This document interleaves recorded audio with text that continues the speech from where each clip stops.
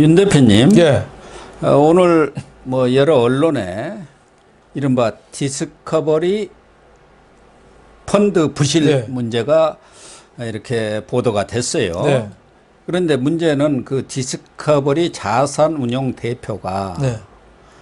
장하원 대표인데 네. 바로 이 사람이 청와대 정책실장을 지내고 현재 주중대사를 하고 있는 장하성 씨의 네. 친동생 아닙니까? 네. 네. 이 친동생이 자산운용회사를 세워가지고 이렇게 운용을 했는데 그게 부실화되면서 2,562억 원에 네. 그게 투자한 사람들이 이제 피해를 본 사건 아니겠습니까? 네. 왜 이렇게 된 거죠? 그러니까 그 펀드에 고객한테 이게 판매는 했는데 거기에 있는 미국 자산운용사 DLI가 이 수익률을 허위 보고를 했어요. 아, 예. 네, 허위 보고하니까 미국 증권거래위원회에서 거기서 해서 동결을 한 거죠. 그러다 보니까 이 투자금을 돌려주지 못한 거죠. 아, 예. 그런데 이 문제점은 이거예요. 이 펀드가 사모펀드라는 거죠. 예. 공모펀드랑 사모펀드는 다르거든요. 공모펀드는 우리가 동네 증권사나 은행 가서 이 펀드 주세요 해서 사는 게 공모펀드예요. 예. 그건 특혜 시비가 없어요. 예. 근데 이건 사모펀드, 개인 사자 사모펀드예요. 예. 그러니까 특정한 사람들 대상으로 돈을 모아서 특정한 데 굴리는 거예요. 그러니까 이게 장하성하고 자기 동생이 하는 장하성하고 김상조 청와대 정책실장이 여기에 돈을 넣은 거죠.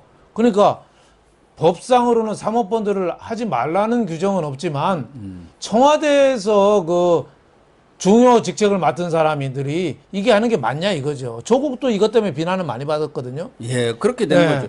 또 아니, 하나는 이게 폐쇄형 펀드라 한 번 들어가면 돈을 못 빼요. 예, 그렇죠. 그래서 수많은 만기가 사람들이 될 때까지는 그렇죠. 못 빼는 빼는데 장하성이니 김상조 여기는 이 개방형 펀드래요. 그러니까 아직 수사 결과가 안 나오고 여기서 말을 안 하지만은 벌써 돈을 뺐을 가능성이 많은 거예요. 예. 그러니까 도덕적인 모럴 해저드, 그러니까 진보 지식인의 이중적인 행태 이거를 보여줬다는 거죠. 그래서 국민들이 분노하는 겁니다. 아니 그러면은 그 장하원 대표 예. 이 사람이 미국에 그 투자를 했던 펀드 회사죠. 네. 거기 DLI인가요? 네, 자산운용사가 네. 이렇게 갖고 중단이 됐다는 것을 네. 알 것 아닙니까? 그렇죠. 그러면 그 동안에 운용을 어떻게 했다는 거예요? 예. 펀지 게임이라고 새로운 돈 들어오면은 옛날 거 돌려주고 뭐 이런 예, 식으로 예. 했는데 아마 제가 보니까 장하원이라는 사람이 카드 돌려막기 비슷한 카드 건가요? 돌려막기 하면서 뭐 일반 백성들한테는 고객들한테는 이건 폐쇄형이라 돈 못 찾습니다. 만기될 때까지 예. 해놓고 특정인들한테는 또 이 환매를 해주는 뭐 이런 식으로 운영했을 가능성이 지금 상당히 좀 높아 보이는데 뭐 중국 대사 같다고 말 안 하고 있고 김상조도 언론 피해 다니고 있어서 더 깊숙한 내용은 지금 수사를 중이라 수사 결과가 나와야지 알 수 있을 것 같습니다. 그래서 장하성이는 60억 원. 네. 어마어마하게 돈도 있네요. 돈도 현금 많아요. 예. 60억 원을 투자를 했고 김상조는 사학인데 당시 공정거래위원장으로 네. 있을 때 사학을 투자한 거 네. 아닙니까? 그렇죠. 다 지금 문재인 정권 들어와서요. 고위 공직자로 있으면서 이 벌어진 일이에요. 더군다나 이 장하원이 이 디스커버리 펀드를 기업은행이라든가 이런 데서 판매를 하면서 이게 바로 장하성 예. 동생이다. 그렇죠. 동생이 하는 펀드다. 그렇죠. 이렇게 또 홍보를 해서 그걸 뻔한 거 아닙니까? 그러니까 고객들이 혹한 거죠. 그리고 또 이거를 기업은행에서 주로 팔고 하나은행에서도 많이 팔았는데 이런 장하원이가 새로 회사를 만들었는데 이게 큰 은행에서 이거 안 팔아주거든요. 예를 들면 고 박사님이나 내가 자산운용사 만들었다고 은행에서 팔아주겠어요? 그렇죠. 뭐. 누구 보고 팔아주겠어요? 예. 그러니까 장하성 이 사람의 직간접적인 영향력이 작용한 거 아니냐? 장하성뿐만 아니라 김상조도 마찬가지 김상조도 아니었겠습니까? 그렇죠. 그 이후에 공정거래위원장 그렇죠. 센 자리에 앉아 있으니까 여러 가지로 음으로 양으로 지원을 했다고 봐야 하고 또 이어서 바로 또 정책실장을 했지 않습니까? 그렇죠. 저는 장하성이라는 사람이 좀 과거 전력에 대해서 국민들이 잘 모르거든요. 근데 이분이 고려대 교수하면서 소액주주 운동을 했어요. 예, 그래가지고 하면서 명성을 얻었지 않습니까? 명성을 얻으면서 자기도 또 펀드 회사를 또 운영을 해서 대표도 하고 그러면서 이쪽은 소액주주가 뭐예요? 대기업 가서 니네 소액주주 똑바로 해. 그래서 소액주주를 한 운동도 있지만은 대기업 대에서 공갈도 치는 거거든요. 그러면서 한쪽에서는 그 운영하는 펀드 대표도 맡고 있으면서 이중적인 걸 했어요. 그래서 지난 문재인 정권 들어와서 처음에 부총리 얘기도 있고 이런 얘기 있었는데 왜 청와대로 갔느냐? 돈 관계가 많아가지고 청문회를 통과를 못한다는 얘기가 있었거든요. 예. 그러니까 자기 버릇 개 못 준 거예요. 그러니까 이런 분들이 소득주도 정장이니 뭐 엉터리 없는 거 많이 해가지고 나라 경제 하나도 나라를 모르는 사람이 한 망쳐버리지 거잖아요. 않습니까? 그리고 중국으로 가서 대사하는데 대사하면서 도대체 뭔 일 했는지 모르겠어요. 아무것도 한 일 아무것도 없고 한 일 없죠. 거기에 뭐 이 고위직은 만나지도 못했다는 거 아닙니까? 지금 가서 놀고 있는 거죠. 예. 예. 또 김상조 옛날에 공정거래위원장한테 뭐라고 그랬어요? 어디 행사에 좀 늦게 오면서 재벌 내가 혼내주라. 재벌들 좀 혼내준다고 늦게 왔다고 이런 정도 생각을 가진 인간인데 부동산 그 임대차법 하면서 그때 자기 건 얼른 뭐 처리해가지고 임대차법 발동 예. 발효하기 전에 딱 네. 처리를 해서 그렇죠. 꼼수로 올린 것 그렇죠. 아닙니까? 그래갖고 그것이 들통이 나가지고 그만둔 거죠. 그만둬서 그러니까 참 이런 사람들이 양심불량 그 고위 공직자들의 행태를 이거 하나만 봐도 좀 보여준 거다 이런 생각이 드는데 저는 장하성, 김상조가 만약에 자기네들 돈을 빼서 자기네 환매를 했다면은 이거는 법적으로도 아마 수사 대상이 돼야 되지 않느냐 이렇게 생각이 됩니다. 그런 사람들이 진보 지식인의 상징처럼 되어 왔고 장하성이 같은 사람도 소액 주주 운동하면서 네. 주식을 60억 원 정도로 갖고 있었다는 거 아닙니까? 그러니까 그 뻔하잖아요. 대기업에서 아이 좀 조용히 좀 해줘. 그렇죠. 이런 정보도 주고 그러다 보니까 주식이 이렇게 많았지 않느냐 이렇게 합리적으로 의심한다 할만하지 않습니까? 그렇죠. 한때 재계에서 장하성을 제일 무서워했어요. 예. 주총장에 직접 왔어요. 그러니까 와서 큰 소리 치고 뭐 장부 다 내놔라 해가지고 일일이 다 복사해가고 굉장히 무서운 호랑이였거든요. 그러면서 또 자기 돈을 또 챙긴 거예요. 그래서 장하성이라는 사람이 많이 비난을 받는다 이런 생각이 좀 듭니다. 이 장하성이는 고려대 무슨 원장인가 뭐 하면서도 네. 또 거기도 법카를 네, 그렇죠. 강남에서 무슨 룸살롱에서 썼다 해갖고 또 네. 문제가 됐던 그렇죠. 사람 아닙니까? 그렇죠. 네. 근데 퇴직을 해서 징계는 안 받았지만 또 하나는 아주 국민들 골 때리는 소리를 여러 차례 했잖아요. 뭐 소득주도 성장으로 우리 경제를 망치면서 말할 것도 없고 부동산 그렇게 막 그냥 폭등하고 그러니까 자기는 강남에 좋은 아파트 그 잠실에 갖고 있어요. 네. 그게 정책실장인가 뭐 1년 얼마 청와대에 있으면서 11억인가 12억 올랐어요. 그 시절에. 네. 그때 뭐라고 했습니까? 아니 왜 늘 강남 와서 살라고 그래? 딴 데 살아도 되는데. 능력도 맞아요. 없는 사람들이 밖에서 살아야지 자꾸 몰려드니까 그런 거 아니야. 자기는 딱 거기 살면서 그런 얘기하고 있지 그때 않습니까? 아마 올림픽 선수촌인가 어디 살았을 겁니다. 잠실에. 네, 제 아시아고 기억으로. 뭐 그 선수촌 네. 아파트 아닙니까?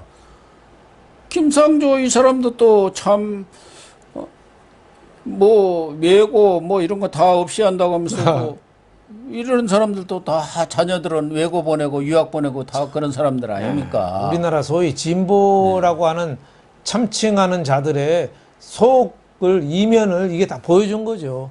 디스커버리가 다 디스커버리 해준 겁니다. 그러니까요. 네. 아니 여기에 피해를 입은 사람들은 어떻게 이걸 보상받겠습니까? 그러니까 기업은행이나 이걸 팔아준 하나은행에서 보존을 해줍니까? 안 해주죠. 예.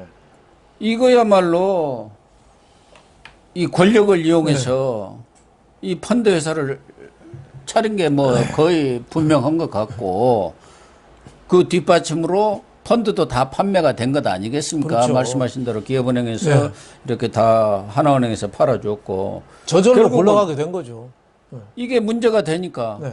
부실화되는데 이제 수사를 해봐야겠습니다만은 장하성이라든가 김상조 이런 사람들은 미리 쏙 빼버렸다. 네. 그 정보를 다 아는 거 아닙니까? 자기 동생이 하고 있으니까 형님, 아이고 이거 선배님 이거 빨리 일단 빼내 가십시오. 나머지는 제가 그냥 이렇게 털어버리겠습니다. 주식으로 말하면 그게 불법 내부자 거래거든요. 내부자 거래. 내부자 거래가 굉장히 중범죄입니다.